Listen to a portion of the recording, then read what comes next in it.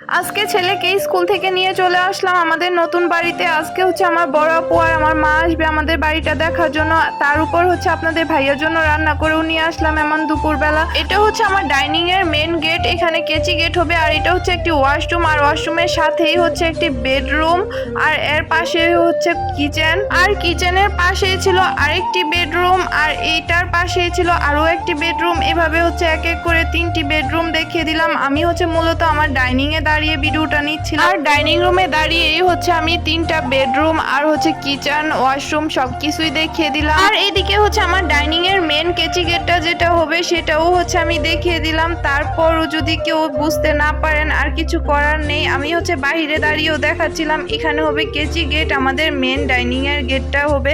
আর এদিক দিয়ে হচ্ছে আমরা আসা যাওয়া করব, এইগুলা হচ্ছে সবকিছুই পরিষ্কার করে নেওয়া হবে। তো এখন হচ্ছে আমরা বসে বসে অপেক্ষা করতেছিলাম কখন ওরা আসবে, আমার আপু আসবে, মা আসবে। তো মেহমানদের জন্য হচ্ছে অপেক্ষা করতেছিলাম।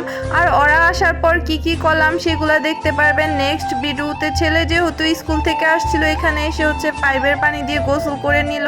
আর তারপর হচ্ছে বিকেলবেলা আমরা সব কাজ শেষ করে হচ্ছে এখান থেকে চলে যাচ্ছিলাম। আল্লাহ হাফেজ।